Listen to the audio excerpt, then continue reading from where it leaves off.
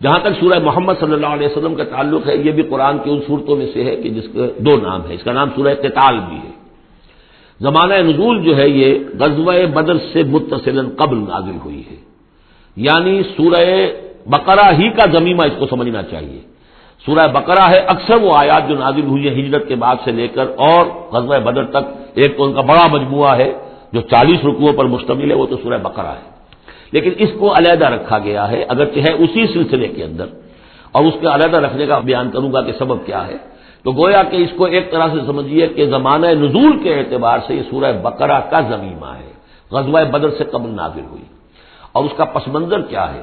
کہ جب یہ حضور نے صلی اللہ علیہ وسلم اپنا اقدام کا عمل شروع کیا ہے، یعنی ایک تو 12 برس تک مکے میں تو حکم یہ تھا کہ ہاتھ بندے رکھو، ہاتھ رکے رکھو، نو ریٹیلیشن، ریونج کا کیا سوال، انتقام تو بہت دور کی بات ہے. No raising of hand even in self defence, اپنے بچانے کے لیے بھی ہاتھ نہیں اٹھانے. اگر خباب بن الارت سے کہا گیا کہ اتارے کپڑوں اتار دو، لیٹ جاؤ انگاروں کے اوپر لیٹ جاؤ. حضرت یاسر کو اور حضرت سمیہ کو اور حضرت عمار کو جو کچھ بھی ایذائیں دے رہا تھا ابو جہل، کسی مسلمان کو اجازت نہیں تھی کہ جا کر اس کا ہاتھ پکڑے. نہیں، یہ مرحلہ تھا پیسو ریزسٹنس کا کہ جو تکلیف آئے جھیلو، جوابی کارروائی کوئی نہیں. لیکن اب جیسا کہ ہم سورہ حج میں پڑھ چکے، اذن للذین یقاتلون بانہم ظلموا، اب اقتتال کا دور شروع ہو گیا. لیکن یہ کہ جو منافقین تھے یا جن کے دلوں میں روگ تھا، جان جوکھوں میں ڈالنے کے لیے تیار نہیں تھے،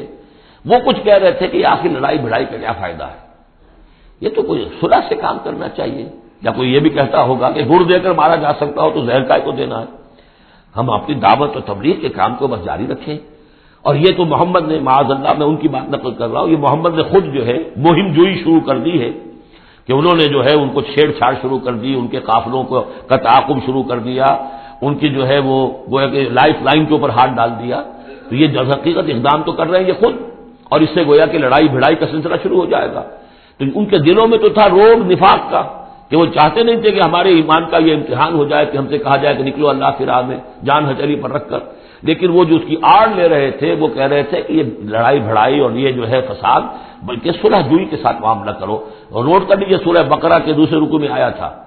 وَإِذَا قِيلَ لَهُمْ لَا تُفْسِدُوا فِي الْأَرْضِ قَالُوا إِنَّمَا نَحْنُ مُصْلِحُونَ أَلَا إِنَّهُمْ هُمُ الْمُفْسِدُونَ وَلَٰكِن لَا يَشْعُرُونَ. تو گویا کہ اس وقت ان کی جو ذہن کی کیفیت تھی اس میں اللہ تعالیٰ کی طرف سے یہ سورہ مبارکہ نازل ہوئی ہے. اور یہ اسلوب کے اعتبار سے پورے قرآن میں منفرد ہے.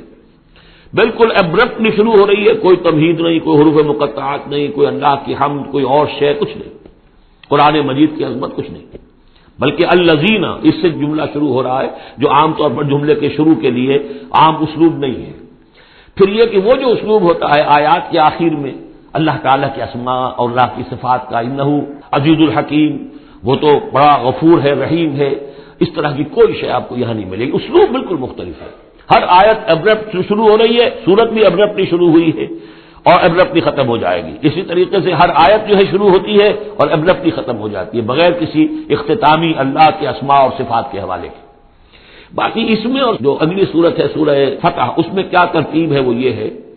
کہ حضور کی انقلابی جد و جہد کا جو آخری مرحلہ تھا، یعنی قتال، آرم کانفلکٹ، اس سے متصلاً قبل یہ سورہ محمد نازل ہو رہی ہے. اور اس کا جو اختتام ہو رہا تھا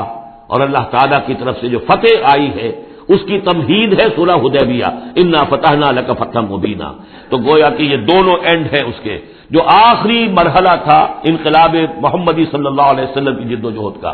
اس میں جو عام کانفلکٹ شروع ہو رہا ہے غزوہ بدر سے، اس سے قبل یہ صورت نازل ہوئی. اور جب آخری فتح ہونے والی ہے اور وہ فتح مکہ کی ہوگی، لیکن اس سے قبل جو اللہ نے تمہیدی فتح دی ہے وہ فتح ہے انا فتحنا لک فتحا مبینا، وہ صلح حدیبیہ جس کا ذکر جو ہے وہ سورہ فتح کے اندر ہے. یہ ربط ہے ان میں. بسم اللہ الرحمن الرحیم. الذین کفروا وصدوا عن سبیل اللہ اضل اعمالهم، جن لوگوں نے کفر کیا اللہ کے راستے سے روکا اور خود بھی رکے. صدا یا سدو میں عرض کر چکا ہوں بار بار، رکنا بھی روکنا بھی، یہ فعل لازم بھی ہے، فعل متعدی بھی ہے. جنہوں نے کفر کیا خود بھی رکے اور دوسروں کو بھی روکا اللہ کے راستے سے، اللہ نے ان کی ساری جد و جہد کو ضائع کر دیا. اضل اعمالهم، ان کی ساری کوشش جو تھی اللہ کے دین کے راستے کو روکنے کی، حضور کی دعوت کو کے راستے کو روکنے کی، سب جا چکی، ضائع ہو چکی، اکارت ہو چکی. اور اب یہ قافلہ جو ہے دعوت محمدی کا صلی اللہ علیہ وسلم اور انقلاب نبوی کا، یہ اپنے منزل کی طرف بڑھے گا، وہ آخری درجے میں اب شامل ہونے والا ہے۔ والذین آمنوا وعملوا الصالحات وآمنوا بما نزل علی محمد وهو الحق من ربهم کفر عنهم سیئاتهم واصلح بالهم، اور اس کے برعکس جو لوگ ایمان لائے، جنہوں نے نیک عمل کیے اور جو ایمان لائے اس شے پر جو نازل کی گئی ہے محمد پر صلی اللہ علیہ وسلم، وهو الحق، اور وہ حق ہے، من ربهم، ان کے رب کی طرف سے، کفر عنهم سیئاتهم، اللہ نے دور کر دیے، معاف کر دیے ان سے ان کی خطائیں، ان کی غلطیاں، واصلح بالهم، اور ان کے حال کو، ان کی کیفیت کو سنوار دیا، بنا دیا، ان کی سیرتیں، ان کے کردار۔ اب دیکھ لو یہ جو صحابہ کی جماعت جو ہے، ان کی سیرتیں دیکھو، ان کی شخصیتیں دیکھو، اللہ تعالیٰ نے ان کو نکھار کر ان بھٹیوں میں سے گزار کر کے جو مکے میں تھیں، جن میں سے کہ آزمائشوں کی بھٹیوں میں سے نکل کر آئے ہیں، تو کندن ہو چکے ہیں، خالص زر خالص۔ ذالک بان الذین کفروا اتبعوا الباطل، یہ اس لیے کہ جن لوگوں نے کفر کیا انہوں نے باطل کی پیروی کی، لہذا وہ تو نتیجہ اس کا وہی نکلنا تھا جو نکل رہا ہے۔ وان الذین آمنوا اتبعوا الحق من ربهم، اور جو لوگ ایمان لائے انہوں نے پیروی کی حق کی جو ان کے رب کی طرف سے آیا ہے۔ کذالک یضرب اللہ للناس امثالهم، اسی طرح اللہ تعالیٰ لوگوں کے لیے ان کی مثالیں بیان کرتا ہے۔ فَإِذَا لَقِيتُمُ الَّذِينَ كَفَرُوا فَضَرْبَ الرِّقَابِ، اب یہ ہے آیت جو مشکلات القرآن میں سے ہے۔ اس کی وجہ کیا ہے کہ اس میں بھی ایک تقدیم و تاخیر ہے۔ تقدیم و تاخیر کا اصول میں بتا چکا ہوں، قرآن مجید میں ہوتا ہے اس کے آہنگ کی وجہ سے، اور غور کرنا پڑتا ہے کہ اس کی اصل ترتیب کیا ہے، اور اس سے پھر بات واضح ہوتی ہے۔ تو یہ قانون دیا جا رہا ہے، اسی کا حوالہ تھا سورہ انفال میں کہ اگر یہ پہلے سے بات نہ آ گئی ہوتی تو اے مسلمانوں، تم نے جو یہ قیدیوں کو زدہ فدیہ لے کر چھوڑنے کا فیصلہ کیا ہے، اس پر تم پر بڑی سخت گرفت ہوتی ہے اللہ کی، لیکن چونکہ یہ آیت آ چکی تھی، اب وہ اس کی وضاحت میں کر دوں گا آپ کو۔ فَإِذَا لَقِيتُمُ الَّذِينَ كَفَرُوا، تو اے مسلمانوں جب اب تمہاری مٹ بھیڑ ہو کافروں سے، اب جو ہے آرم کانفلکٹ شروع ہونا ہے، اب تلوار سے ٹکرائے گی، میدان میں تمہیں آنا پڑے گا، تو اس کا قاعدہ کیا ہے؟ فَضَرْبَ الرِّقَابِ، تو ان کی گردنوں کو مارنا ہے، پہلا کام یہ ہے، ان کی گردنیں مارو، انہیں قتل کرو۔ حَتَّىٰ إِذَا أَثْخَنْتُمُوهُمْ، یہاں تک کہ جب تم ان کو اچھی طریقے سے کچل دو، ان کی طاقت ختم ہو جائے، فَشُدُّوا الْوَثَاقَ، پھر تم ان کو قیدی بنا سکتے ہو، پھر باندھو ان کو مضبوطی کے ساتھ۔ فَإِمَّا مَنًّا بَعْدُ وَإِمَّا فِدَاءً حَتَّىٰ تَضَعَ الْحَرْبُ أَوْزَارَهَا، اور پھر چاہے تو انہیں اس کے بعد جو ہے تم چھوڑ سکتے ہو احسان رکھ کر، بغیر فدیہ لیے، اور وَإِمَّا فِدَاءً، یا فدیہ لے کر، حَتَّىٰ تَضَعَ الْحَرْبُ أَوْزَارَهَا، یہاں تک کہ جنگ جو ہے وہ اپنے ہتھیار رکھ دے، ڈال دے۔ اس میں ہے اصل میں تقدیم و تاخیر، یہ پہلے ہے حَتَّىٰ إِذَا أَثْخَنْتُمُوهُمْ فَشُدُّوا الْوَثَاقَ حَتَّىٰ تَضَعَ الْحَرْبُ أَوْزَارَهَا فَإِمَّا مَنًّا بَعْدُ وَإِمَّا فِدَاءً، یعنی یہ کہ جب تمہارا مقابلہ کافروں سے ہو تو پہلے مرحلہ یہ کہ ان کی گردنیں مارو، پھر جب ان کی قوت کچھ لی جائے پھر تم انہیں قیدی بنا سکتے ہو، جب تک کہ جنگ اپنے ہتھیار بالکل رکھ دے۔ اب اس کو سمجھ لیجئے کہ ایک ہوتی ہے بیٹلز، ایک ہوتی ہے وار۔ بدر جنگ تھی لیکن بیٹل کی نوعیت کی تھی، وار تو 6 سال تک چلتی ہے۔ بیٹل آف بدر، بیٹل آف احد، بیٹل آف احزاب، بیٹل آف بنی المصطلق، بیٹل آف معلوم کتنی بیٹلز ہیں۔ یہ 6 سال تک مسلسل جنگ ہے، جس میں کہ تھوڑا سا وقفہ آیا صلح حدیبیہ کی وجہ سے، ورنہ تو جا رہے وار واز کنٹینیوئنگ، وار ابھی ختم نہیں ہوئی ہے، ایک بیٹل ختم ہوئی ہے، ایک مہم ختم ہوئی ہے، ایک لڑائی ختم ہوئی ہے، جنگ تو جاری ہے۔ حتیٰ تضع الحرب اوزارہا، جبکہ وہ جنگ اپنے ہتھیار رکھ دے، یعنی اس درجے وہ دین کا غلبہ ہو جائے کہ اب کوئی ریزسٹنس نہ رہے، تو پھر یہ ہے کہ چاہے تم ان کو چھوڑ دو فدیہ دے کر، اور چاہے تم ان کو ویسے بھی احسان سے بھی چھوڑ دو تو کوئی حرج نہیں، احسان کرو بغیر فدیہ دیے بھی چھوڑ دو تو کوئی حرج نہیں، لیکن جب تک کہ ابھی مقابلہ چل رہا ہے اس وقت تک فدیہ لے کر چھوڑ دینے کے معنی کیا ہوئے کہ آپ نے کفر کو تقویت پہنچائی۔ جو آج یہاں جنگ کرنے کے لیے آئے تھے ان میں سے 70 مارے گئے، اچھا وہ تو کفر کا ایک بازو تو ٹوٹ گیا، لیکن یہ 70 جو تمہاری قید میں آئے تھے اس کو تم نے فدیہ لے کر چھوڑ دیا، تو یہ بازو دوبارہ جا کر تم پر حملے کے لیے تیار ہو جائے گا کہ نہیں؟ لیکن چونکہ یہاں پہ اب اس کا معاملہ ججمنٹ کا، واقعتاً دشمن کی کمر کچلی گئی ہے یا نہیں، یہ ہے ججمنٹ کا معاملہ۔ تو حضور نے اگر یہ سمجھا کہ قبر کچھ نہیں گئی ہے تو اس کے اوپر پکڑ نہیں ہو سکتی۔ اجتہاد جو ہے،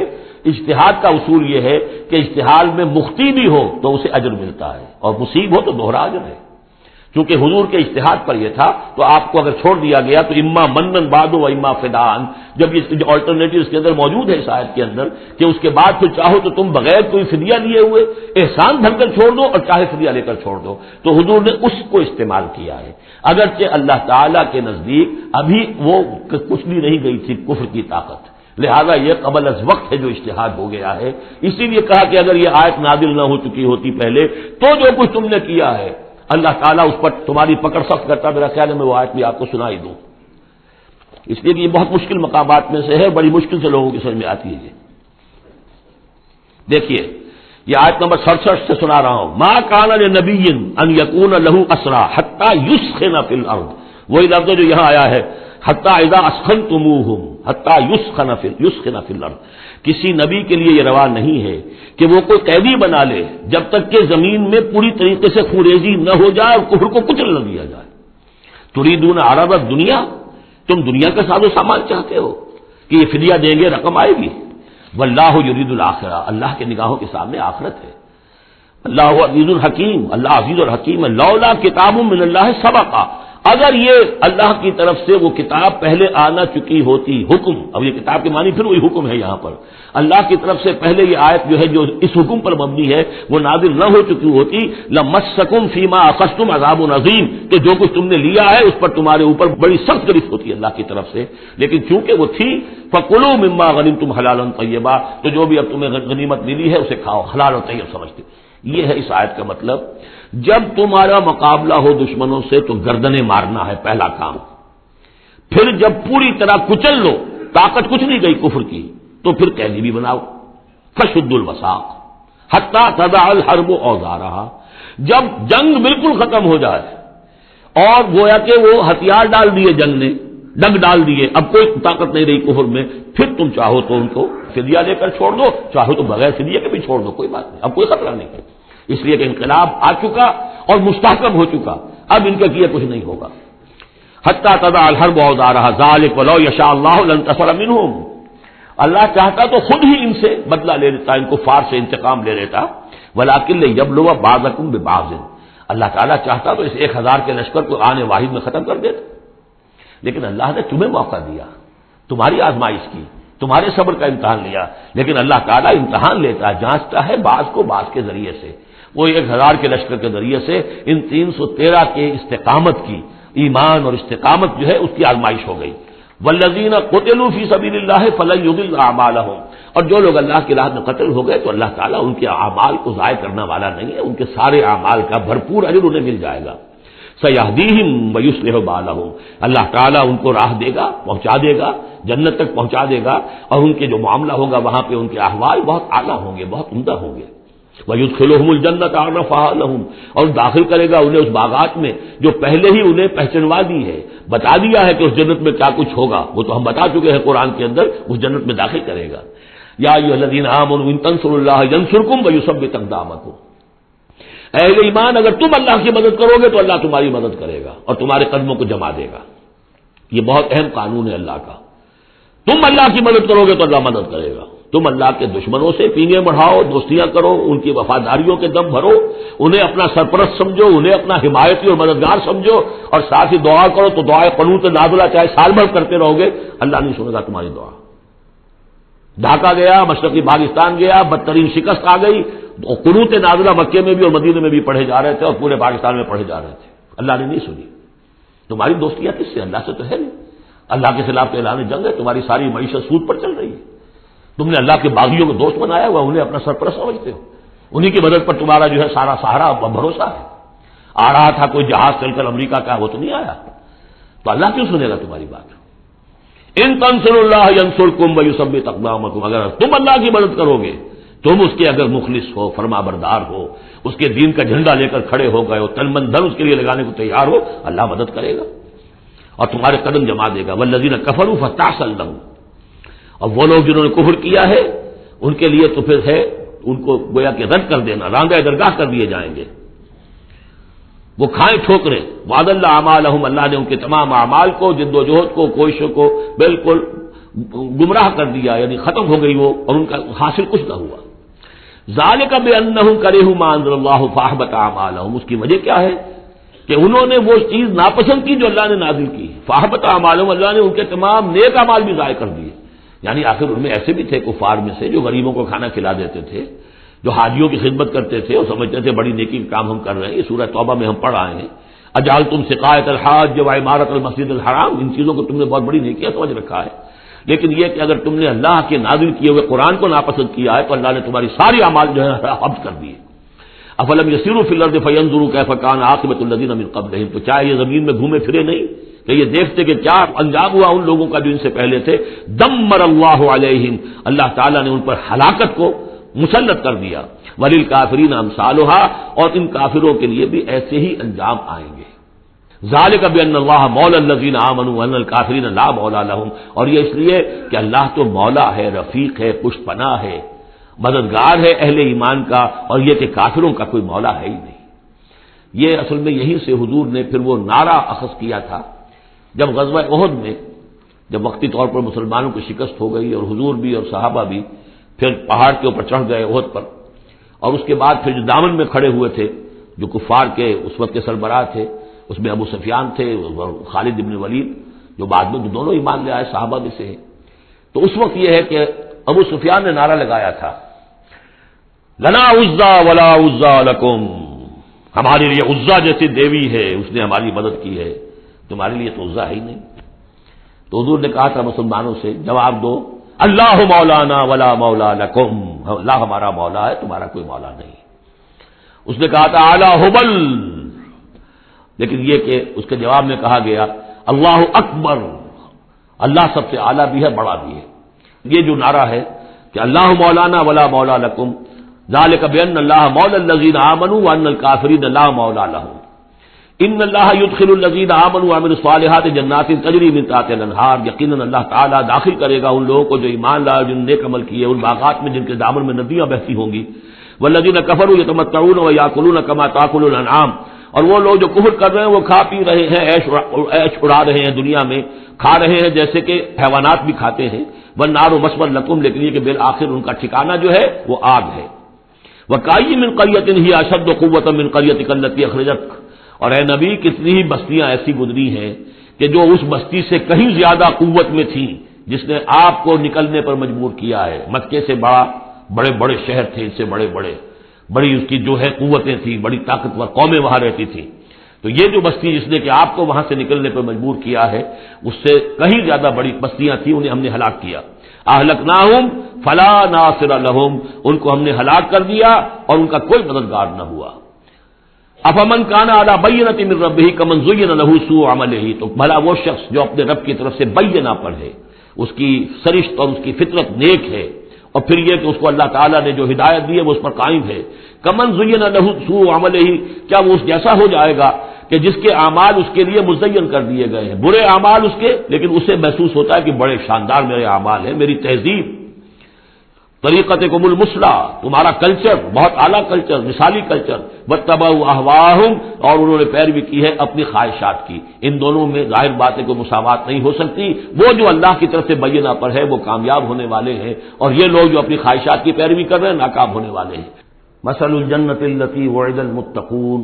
فیہا انہار من ماء غیر آسن وانہار من لبن لم یتغیر طعمہ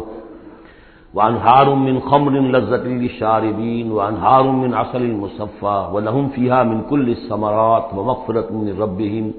کمن هو خالد فی النار وسقوا ماء حمیما فقطع امعاءہم. صدق اللہ العظیم. مثال اس جنت کی جس کا وعدہ کیا گیا ہے متقیوں سے، اس میں نہریں ہیں پانی کی جن میں کوئی بو نہیں، اور نہریں ہیں دودھ کی جس کا ذائقہ تبدیل نہیں ہوتا. وانہار من خمر، اور ایسی شراب کی نہریں کہ جو لذت والی ہے پینے والوں کے لیے. وانہار من عسل مصفى، اور نہریں ہیں ایسے شہد کی جس کو صاف کیا جا چکا ہو، جھاگ اتارا جا چکا ہو.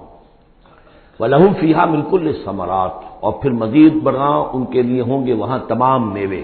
تمام پھل. وَمَغْفِرَةٌ مِّن رَبِّكُمْ، اور مغفرت ہوگی ان کے رب کی طرف سے. کمن ہوا خالد فی النار، بھلا وہ لوگ کہ جو ان جنتوں میں ہوں گے ان کے برابر ہو سکتے ہیں وہ کہ جو ہے آگ میں، جو رہیں گے ہمیشہ آگ میں، وَسُقُوا مَاءً حَمِيمًا، اور انہیں پینے کو دیا جائے گا کھولتا ہوا پانی، فَقَطَّعَ أَمْعَاءَهُمْ، جو ان کی انتڑیوں کو کاٹ کر رکھ دے گا۔ وَمِنْهُمْ مَنْ يَسْتَمِعُ إِلَيْكَ، اب یہاں سے جو اصل مضمون اس سورہ مبارکہ کا ہے، جو میں پہلے عرض کر چکا ہوں کہ قتال سے جو طبیعت اب گھبرا رہی تھی کچھ لوگوں کی، خاص طور پر جن کے دلوں میں روک تھا، منافقت تھی، ان کی کیفیت ہے جو اس سورہ مبارکہ میں بڑی تفصیل سے آئے گی۔ وَمِنْهُمْ مَنْ يَسْتَمِعُ إِلَيْكَ، ان میں سے کچھ لوگ ایسے بھی ہیں جو اے نبی آپ کی بات بڑی توجہ سے سنتے ہیں، حَتَّىٰ إِذَا خَرَجُوا مِنْ عِنْدِكَ، یہاں تک کہ جب وہ آپ کے پاس سے نکل کر باہر جاتے ہیں، قَالُوا لِلَّذِينَ أُوتُوا الْعِلْمَ مَاذَا قَالَ آنِفًا، تو وہ کہتے ہیں ان کو کہ جنہیں علم دیا گیا، کیا کہا انہوں نے، اب یہ نئی بات آج کیا کہہ دی انہوں نے۔ یہ اوت العلم سے مراد اہل ایمان بھی ہو سکتے ہیں کہ وہ لوگ اہل ایمان میں سے جو لوگ ان میں زیادہ سمجھدار ہیں اور جن کو سمجھتے ہیں کہ زیادہ ان کو اللہ نے فہم عطا فرمایا، ان سے پوچھتے ہیں یہ بات کو سمجھ میں نہیں آئی جو آج کہی ہے محمد نے صلی اللہ علیہ وسلم، یا پھر یہ اہل کتاب سے جا کر پوچھتے ہیں جو علم والے جن کو علم پہلے دیا گیا تھا، ماذا قال آنفا، یہ کیا کہہ دیا، یعنی جنگ کے بارے میں جو بھی اب کوئی تجویز ہو رہی ہے، اقدام کا مرحلہ ہے، اب نکلنا ہے، قریش کے قافلوں کا پیچھا کرنا ہے، ماذا قال آنفا اولئک الذین طبع اللہ علی قلوبہم، یہ وہ لوگ ہیں کہ جن کے دلوں پر اللہ تعالیٰ نے مہر کر دی ہے، واتبعوا اہواءہم، اور یہ اپنی خواہشات کی پیروی کر رہے ہیں، یعنی یہ ہچکچاہٹ جن کے اندر پیدا ہو گئی ہے، در حقیقت یہ نشانی ہے اس بات کی کہ ان کے دلوں میں منافقت پیدا ہو چکی ہے۔ والذین اہتدوا زادہم ھدی، اور جو ہدایت پر ہے اللہ تعالیٰ نے ان کی ہدایت میں اضافہ کیا ہے، اس نئے مرحلے کے آنے سے ان کے جوش ایمان میں اور ذوق شہادت میں اضافہ ہو گیا ہے۔ وآتاہم تقواہم، اللہ تعالیٰ نے انہیں ان کے تقوی میں اور اضافہ فرمایا ہے۔ فہل ینظرون الا الساعۃ ان تأتیہم بغتۃ، تو یہ کس چیز کے منتظر ہے سوائے قیامت کے کہ وہ آ دھمکے ان پر اچانک۔ فقط جاء اشراطھا، اس کی علامتیں تو آ چکی ہیں، یعنی قیامت کی سب سے بڑی علامت جو ہے وہ در حقیقت حضور صلی اللہ علیہ وسلم کی بعثت ہے، جو کہ آپ آخری رسول ہیں، اور آپ نے فرمایا بھی ہے کہ بعثت انا والساعۃ کہاتین، دونوں انگلیوں کو آپ نے جوڑا، میں اور قیامت اس طریقے سے جڑے ہوئے، اب میرے بعد کوئی اور نبی نہیں، انا آخر المرسلین وانتم آخر الامم، میں آخری رسول ہوں تم آخری امت ہو، تو اب آپ کے بعد تو قیامت ہی آنی ہے۔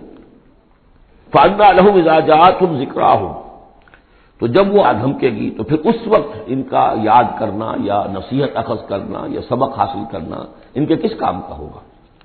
فَاعْلَمْ أَنَّهُ لَا إِلَٰهَ إِلَّا اللَّهُ وَاسْتَغْفِرْ لِذَنبِكَ،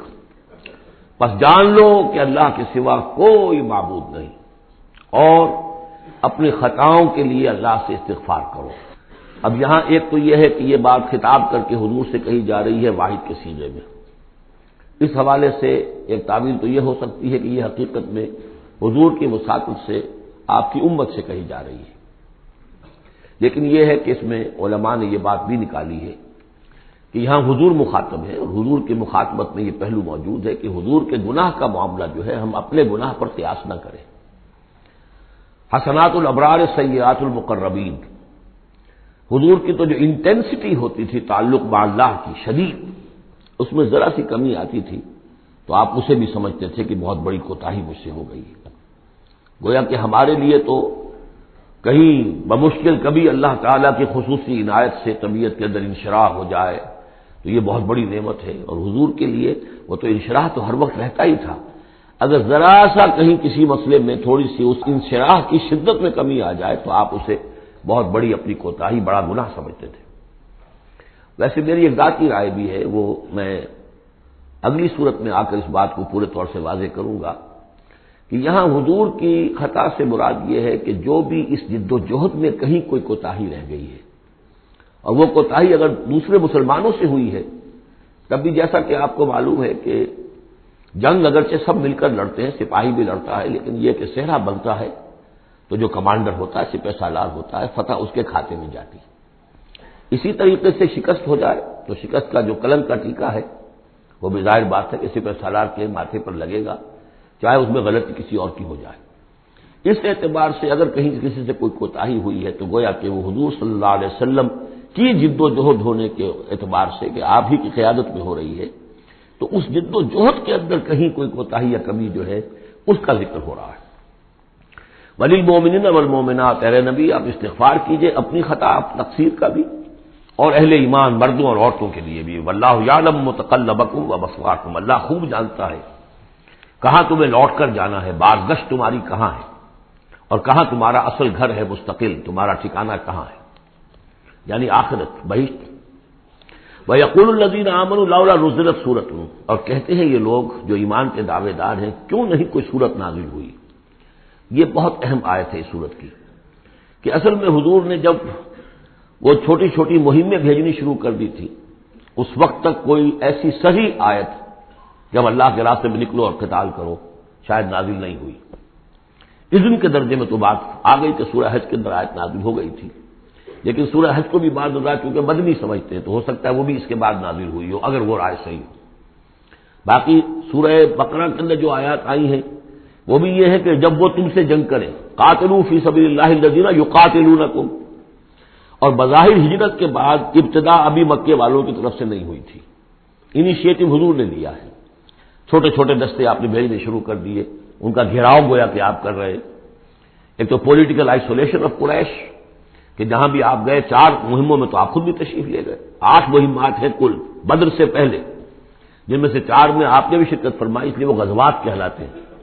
عام ہمارا خیال ہے کہ پہلا غزوہ جو ہے غزوہ بدر ہے، اس سے پہلے 8 ہیں مہمات، جن میں سے 4 سرایا ہیں جن میں حضور تشریف نہیں لے گئے، مسلمانوں کو آپ نے بھیجا، اور 4 غزوات ہیں۔ جہاں آپ گئے وہاں جا کر آپ نے وہاں کے قبیلے سے، اس علاقے میں جو قبیلہ آباد تھا اس سے آپ نے صلح کر لی۔ اب یا تو وہ پہلے حلیف تھا قریش کا، اب حلیف بن گیا وہ حضور کا صلی اللہ علیہ وسلم، یا یہ کہ نیوٹرل بن گیا، اس نے کہا کہ نہ ہم آپ کی مدد کریں گے قریش کے خلاف، نہ قریش کی مدد کریں گے آپ کے خلاف۔ نتیجہ یہ ہوا کہ پولیٹیکل جو انفلوئنس تھا، zone of influence, political influence قریش کا وہ کم ہو رہا ہے۔ پھر آپ نے قافلوں کا پیچھا کیا تو اس سے اندازہ ہوا کہ اب ان کی لائف لائن جو ہے، ان کی تو شہرت تھی وہ، اس کے اوپر آپ نے ہاتھ ڈالا۔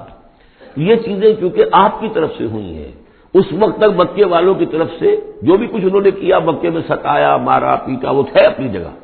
ہجرت کے بعد ان کی طرف سے کوئی اقدام نہیں ہوا۔ اس پر یہ لوگ جو تھے جو ذرا اس جنگ وغیرہ سے اور اس معاملے سے اپرا رہے تھے تو ان کو ایک دلیل ملی ہوئی تھی، وہ کہتے تھے لولا نزلت سورۃ، کیوں نہیں کوئی سورت نازل ہو جاتی۔ یہ تو محمد صلی اللہ علیہ وسلم نے خود ہی اپنا ایک سلسلہ شروع کر دیا ہے اپنی ذاتی رائے سے۔ ان کا خیال ہوگا جیسے کوئی مہم جو انسان ہوتا ہے، تو شاید اسی طریقے سے اب یہ جو ہے مہم جو انسان بن گئے۔ لولا نزلت سورۃ فاذا انزلت سورۃ محکمۃ، پھر جب ایک محکم صورت نازل کر دی گئی، وذکر فیہا القتال، اور اس میں قتال کا حکم آ گیا۔ رأیت الذین فی قلوبہم مرض، تو اب تم دیکھو گے ان لوگوں کو کہ جن کے دلوں میں روگ ہے، ینظرون الیک نظر المغشی علیہ من الموت، اب آپ کی طرف ایسے دیکھیں گے جیسے وہ شخص دیکھتا ہے جس پر موت کی غشی طاری ہو رہی ہوتی ہے۔ دلیل ان کی ختم ہو گئی۔ اب وہ کہتے تھے کہ آیت اترے کو قرآن نازل ہو جس سے معلوم ہو کہ اب قتال ہے، یہ اللہ کا حکم ہے۔ اسی لیے اسی آیت میں جو لفظ قتال آیا ہے، اسی کے حوالے سے اس سورت کا نام سورہ قتال بھی ہے۔ فَإِذَا أُنزِلَتْ سُورَةٌ مُحْكَمَةٌ وَذُكِرَ فِيهَا الْقِتَالُ رَأَيْتَ الَّذِينَ فِي قُلُوبِهِم مَّرَضٌ يَنظُرُونَ إِلَيْكَ نَظَرَ الْمَغْشِيِّ عَلَيْهِ مِنَ الْمَوْتِ فَأَوْلَىٰ لَهُمْ، تو افسوس ہے ان پر، بربادی ہے ان کے لیے۔ طاعۃ وقول معروف، دیکھو ایمان لائے ہو، ایمان کا دعویٰ کر رہے ہو تو اطاعت لازم ہے تم پر، طاعۃ وقول معروف، ہاں کوئی مشورہ دینا ہے، بھلی بات کہنی ہے، کوئی حرج نہیں ہے، مشورہ دے سکتے ہو، اچھی بات کہہ سکتے ہو، لیکن اطاعت کرنی پڑے گی۔ فَإِذَا عَزَمَ الْأَمْرُ، مشورے کے بعد جب فیصلہ ہو جائے، ایک بات طے ہو جائے، فَلَوْ صَدَقُوا اللَّهَ لَكَانَ خَيْرًا لَّهُمْ، تو اب اگر انہوں نے جو وعدہ اللہ سے کیا ہوا تھا اور جو میثاق ایمان ان کا ہے، اس کو اگر یہ سچا کریں گے، ثابت ہوں گے سچے، تبھی ان کی خیریت ہے، تبھی ان کے لیے بہتری ہے۔ فَهَلْ عَصَيْتُمْ إِن تَوَلَّيْتُمْ أَن تُفْسِدُوا فِي الْأَرْضِ وَتُقَطِّعُوا أَرْحَامَكُمْ، اس آیت کے 2 ترجمے کیے گئے ہیں۔ پہلے میں وہ ترجمہ کر رہا ہوں کہ جو شیخ الہند کا بھی ہے اور مجھے اسی سے اتفاق ہے، کہ تم ذرا سوچو، اگر جس حال میں اس وقت تم ہو، اگر تمہیں حکومت مل جائے، تم والی بن جاؤ، تمہیں یہاں اقتدار مل جائے اس جزیرہ نما عرب میں، تو تمہاری ابھی چونکہ پوری تربیت نہیں ہوئی ہے، خاص طور پر ظاہر بات ہے کہ جو انصار مدینہ تھے ابھی ایمان لائے تھے، ان کی تربیت تو نہیں ہوئی، ان میں ایک بڑی تعداد ایسے لوگوں کی بھی شامل تھی، آپ کو معلوم ہے کہ جو منافق تھے۔ آخر غزوہ احد میں 1/3 نفری جو ہے وہ نکل کر چلی گئی تھی، تو معلوم ہوا کہ اس میں اتنی بڑی تعداد میں منافق بھی تھے۔ اگر اس حال میں تمہیں کہیں حکومت مل جائے تو تم کیا کرو گے؟ تفسدوا فی الارض، زمین میں فساد مچاؤ گے، وتقطعوا ارحامکم، اور اپنے رحمی رشتے کاٹو گے۔ یہ بات سمجھنی چاہیے ان جماعتوں کو بھی کہ جو چاہے اپنے دانش میں دین کے لیے اقتدار حاصل کرنا چاہتی ہے کہ ہم دین کو قائم کرنے کے لیے چاہتے ہیں کہ ہمارا غلبہ ہو، لیکن یہ کہ اگر وہ اپنے کارکنوں کی تربیت پر زور نہیں دیں گے، ان میں خلوص اور اخلاص اور للہیت، خالص اللہ کے لیے جو کرنا ہے اللہ کے لیے اور دین کے احکام کے مطابق، اگر ان جماعتوں کے کارکن جو ہیں وہ اس کی پوری تربیت یافتہ نہیں ہوں گے تو ہو سکتا ہے کہ بجائے اگر انہیں کہیں اختیار مل جائے تو بجائے اصلاح کے اور فساد ہو جائے۔ اور پہلا فساد تو اس اعتبار سے کہ بہرحال وہ لوگ فاسق اور فاجر تھے، انہوں نے جو فساد مچایا سو مچایا، لیکن اگر دین کے نام پر کہیں فساد مچ جائے تو پھر دین بدنام ہو جائے گا۔ یہ ہے مضمون کہ جو یہاں اس آیت میں آیا ہے کہ ابھی تمہیں امتحانوں میں سے گزرنا پڑے گا، بھٹیوں میں سے نکلو گے تب تم زرے خالص بنو گے اور کندن بنو گے۔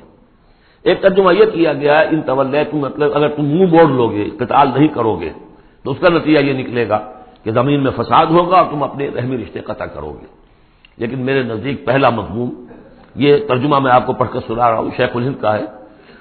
پھر تم سے یہ بھی توقع ہے کہ اگر تم کو حکومت مل جائے تو خرابی ڈالو ملک میں اور قطع کرو اپنی قرابتیں۔ مجھے اسی سے اتفاق ہے۔ اولئک الذین لعنهم اللہ فاصمهم واعمی ابصارهم، یہ وہ لوگ ہیں جن پر اللہ تعالیٰ نے لعنت کی ہے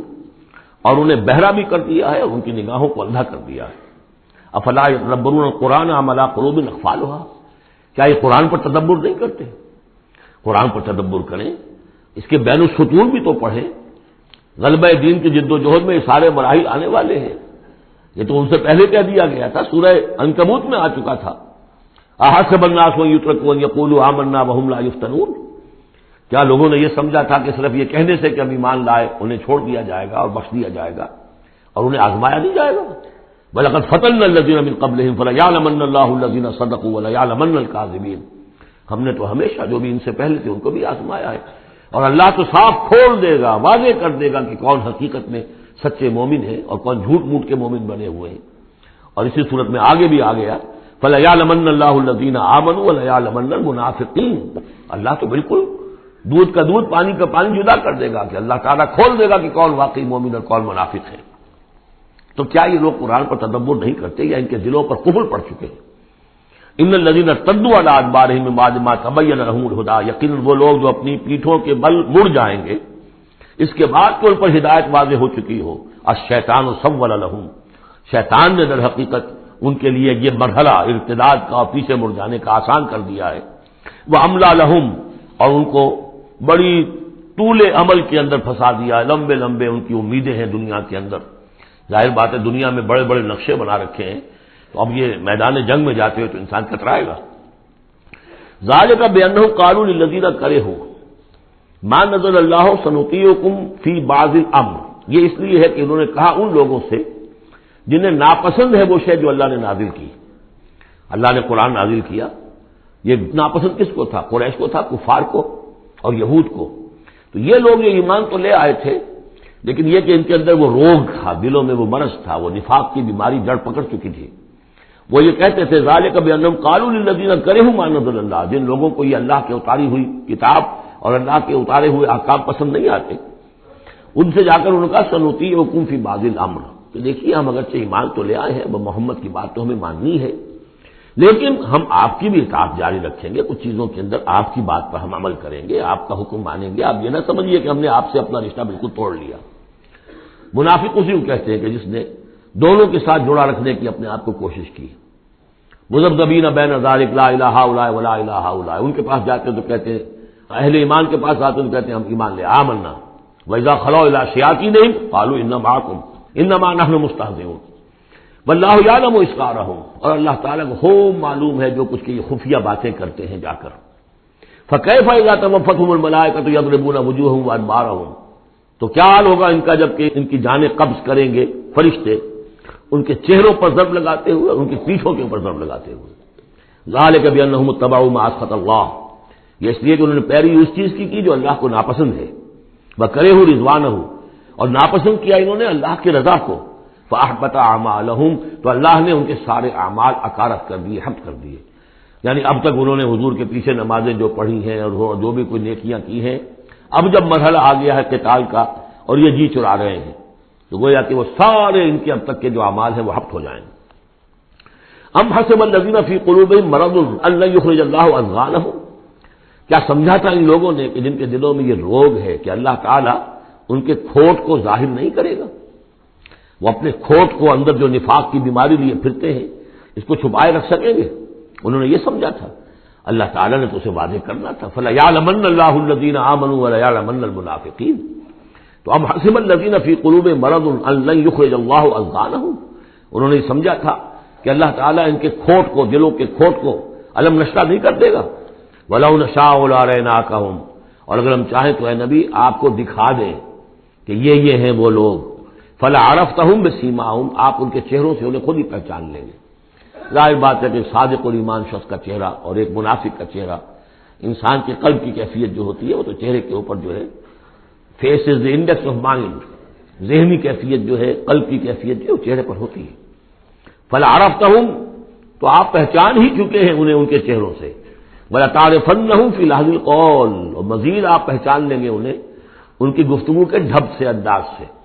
گفتگو میں بھی ظاہر بات ہے کچھ چاپلوسی کریں گے، کچھ ہیر پھیر ڈالیں گے، ایک مخلص آدمی کی گفتگو اور ایک اس طرح کے شخص کی گفتگو زمین و آسمان کا فرق ہوتا ہے۔ وَاللَّهُ يَعْلَمُ أَعْمَالَكُمْ، اللہ تمہارے اعمال کو خوب جانتا ہے۔ وَلَنَبْلُوَنَّكُمْ حَتَّى نَعْلَمَ الْمُجَاهِدِينَ مِنكُمْ وَالصَّابِرِينَ، اور ہم تو لازماً آزمائیں گے تمہیں، یہاں تک کہ ہم، ترجمہ تو ہوگا ہم معلوم کر لیں، ہمیں علم ہو جائے، لیکن چونکہ اہل سنت کا عقیدہ یہ کہ اللہ کا علم تو قدیم ہے، تو یہاں ہم اس کی ترجمانی کرتے ہوئے کہتے ہیں ہم ظاہر کر دیں گے اس کو، تاکہ سب کے علم میں آ جائے، سب دیکھ لیں۔ ہم آزمائیں گے تمہیں یہاں تک کہ سب دیکھ لیں کہ مجاہدین کون ہیں تم میں سے، حتی نعلم المجاہدین منکم والصابرین، اور وہ جو صبر کرنے والے ہیں، وَنَبْلُوَ أَخْبَارَكُمْ، اور ہم تمہارے سارے حالات کی پوری طریقے سے تحقیق کر لیں۔ یہ تقریباً سمجھیے کہ وہ آیت جو آئی تھی سورہ بقرہ میں، وَلَنَبْلُوَنَّكُمْ بِشَيْءٍ مِّنَ الْخَوْفِ وَالْجُوعِ وَنَقْصٍ مِّنَ الْأَمْوَالِ وَالْأَنفُسِ وَالثَّمَرَاتِ۔ ابھی وہاں چونکہ قتال کا حکم نہیں آیا تھا، اس لیے وہاں پر ابھی جنگ کا تذکرہ نہیں تھا۔ یہ تو تھا کہ ہم تمہیں آزمائیں گے بھوک سے اور جان اور مال کے نقصان سے اور ثمرات کے ضیاع سے، لیکن یہاں اسی آیت کو ایکسٹینشن سمجھیے، وَلَنَبْلُوَنَّكُمْ حَتَّى نَعْلَمَ الْمُجَاهِدِينَ مِنكُمْ وَالصَّابِرِينَ، تاکہ ہم دیکھ لیں کون ہیں وہ جو واقعتاً جہاد کرنے والے ہیں، صبر کرنے والے ہیں، اور ان کی پوری طرح جانچ پرکھ کر لیں۔ ان الذين كفروا وصدوا عن سبيل الله وشاقوا الرسول من بعد ما تبين له الهدى لن يضروا الله شيئا، یقیناً وہ لوگ جنہوں نے کفر کیا اور جو روکتے رہے لوگوں کو بھی اللہ کے راستے سے اور اللہ کی اور اس کے رسول کی مخالفت میں سرگرم رہے، زدہ میں پڑ گئے، من بعد ما تبين لهم الهدى، اس کے بعد کہ ان کے لیے ہدایت واضح ہو چکی تھی، لن يضروا الله شيئا، وہ اللہ کا کچھ نہیں بگاڑ سکیں گے، وسيحبط اعمالهم، اللہ تعالیٰ ان کے اعمال کو بھی حبط کر دے گا۔ پہلے ذکر تھا منافقین کا، اب یہاں کفار مکہ کا ذکر ہے۔ ان کے اعمال کیا تھے؟ وہی حاجیوں کی خدمت کرتے تھے، اجعلتم سقایۃ الحاج وعمارۃ المسجد الحرام کمن آمن باللہ والیوم الآخر، اور یہ کہ بہرحال اور بھی کچھ دیکھ، کسی نے کھانا کھلا دیا، کسی کو کچھ اور کر دیا، اور پھر یہ کہ جو کچھ انہوں نے جد و جہد کی ہے، انہوں نے بھی مال خرچ کیے ہیں، جنگیں کی ہیں، بدر میں آئے تھے تبھی تو بہت سے لوگوں نے کفار نے انفاق کیا تھا، تبھی تو ساز و سامان تیار ہوا تھا، 900 اونٹ لے کر نکلے تھے، روزانہ ایک دن 10 ایک دن 9 اونٹ تو ذبح ہو رہے تھے وہ فوج کو جو کھانا کھلانے کے لیے، تو آخر لوگوں نے کنٹریبیوٹ کیا تھا، تو یہ سارے اعمال ان کے اکارت چلے گئے۔ یا ایھا الذین آمنوا اطیعوا اللہ واطیعوا الرسول ولا تبطلوا اعمالکم، اہل ایمان اللہ کی اطاعت کرو اور اس کے رسول کی اطاعت کرو، لا تبطلوا اعمال، اپنے اعمال ضائع نہ کرا بیٹھنا، یعنی اب تک اگر تم نے کچھ اعمال کیے ہیں، کوئی محنت بھی کی ہے، کچھ انفاق بھی کیا ہے، کچھ اور جد و جہد کی ہے، لیکن اب جو یہ مرحلہ نیا آ گیا ہے، اس کو یوں سمجھیے اب امر حال یہ ہے، اللہ کا اس کے رسول کا جس وقت جو حکم ہے اس وقت اس کو ماننا ہوگا۔ اب حکم یہ ہے، لہذا اگر اس میں تم نے کہیں پیٹھ دکھا دی تو تم اپنے سارے سابقہ اعمال کو باطل کرا لو گے۔ ان الذین کفروا وصدوا عن سبیل اللہ ثم ماتوا وهم کفار فلن یغفر اللہ لهم، یقیناً وہ لوگ کہ جنہوں نے کفر کیا اور اللہ کے راستے سے وہ روکتے رہے اور یا رکے رہے، یہ دونوں جیسے میں نے اس کیا کہ صدا یا صدو جو ہے یہ فعل لازم بھی ہے، فعل متعدی بھی ہے، ثم ماتوا وهم کفار، اور وہ مر گئے اسی حال میں کہ وہ کافر تھے، فلا یغفر اللہ لهم، تو ایسے لوگوں کو اللہ تعالیٰ ہرگز نہیں بخشے گا۔ فلا تہنوا، تو اے مسلمانوں تم ڈھیلے نہ پڑو، بودے پن کا مظاہرہ نہ کرو، وتدعوا الی السلم، سیدھا سلم میں، اور تم جو اب یہ کہہ رہے ہو صلح کی بات ہونی چاہیے اور سلامتی کی بات ہونی چاہیے اور خام خواہ کی لڑائی جھگڑا جو ہے اس سے کیا حاصل ہے، یہ جو تم کر رہے ہو یہ نہ کرو۔ فلا تہنوا وتدعوا الی السلم، بلکہ اب جو مرحلہ آ گیا ہے اب تو سرفروشی کا مرحلہ آ گیا ہے، وانتم الاعلون، اور گھبراؤ نہیں، تم ہی سب سے اونچے رہو گے، سربلند رہو گے، غالب ہوگے۔ واللہ معکم، اللہ تمہارے ساتھ ہے، اس کی مدد تمہارے شامل حال ہے۔ ولن یترکم اعمالکم، اللہ تعالیٰ تمہارے اعمال ضائع نہیں کرے گا۔ انما الحیات الدنیا لعب و لہو، یہ دنیا کی زندگی تو کھیل ہے اور کچھ جی کا بہلانا ہے، اس کے سوا کیا ہے؟ آخرت کے مقابلے میں تو یہ دھوکے کا سامان ہے، دھوکے کی تکتی ہے۔ وما الحیات الدنیا الا متاع الغرور وان تؤمنوا وتتقوا یؤتکم اجورکم، اگر تم ایمان لاؤ، ایمان پر قائم رہو اور اپنے رب کا تقوی اختیار کیے رکھو، اللہ تعالیٰ تمہیں دے گا تمہارے بدلے، تمہارے اجر۔ ولا یسألکم اموالکم، اور وہ تم سے تمہارے مال نہیں مانگتا، مطلب یہ کہ سارے مال نہیں مانگتا یا تم سے زبردستی مال نہیں مانگتا۔ دیکھیے دونوں چیز ذہن میں رکھیے، اللہ مال تو مانگتا ہے، من ذا الذی یقرض اللہ قرضا حسنا، کون ہے جو اللہ کو قرض حسنا دیتا ہے؟ کتنی مرتبہ کہا اللہ کی راہ میں انفاق کرو، اللہ کی راہ میں انفاق کرو۔ سورہ بقرہ میں ہم پڑھ چکے ہیں، انفقوا فی سبیل اللہ ولا تلقوا بایدیکم الی التہلکہ، اللہ کی راہ میں خرچ کرو، لگا دو، اپنے آپ کو اپنے ہاتھوں ہلاکت میں مت ڈالو۔ یہ اللہ کا مال مانگنا تو ہے، لیکن ایک تو یہ کہ جبر نہیں کیا۔ یہ کمال ہے محمد رسول اللہ صلی اللہ علیہ وسلم کا، اتنی عظیم انقلابی جد و جہد۔ کبھی آپ نے نہیں کہا کہ ایمرجنسی ہے لہذا اب سب کا مال ضبط، فلاں کا مال ضبط، کچھ نہیں، جو بھی تشویق ہے ترغیب ہے، لیکن جس نے دیا اپنی مرضی سے دیا، سوائے ایک جنگ کے نفیر عام بھی نہیں تھی، تشویق ہے ترغیب ہے۔ حرض المومنین علی القتال، نکلو اللہ کی راہ میں، شہادت جو ہے اس کو اپنا مقصود سمجھو، شہادت ہے مطلوب و مقصود ہے مومن، جبر نہیں کیا۔ یہ کمال ہے میرے نزدیک، ویسے تو کمال ہر پہلو سے ہے، لیکن یہ نکتہ بھی ذہن میں رکھیے کہ کہیں بھی کسی صورتحال میں جبر کا معاملہ نہیں آیا۔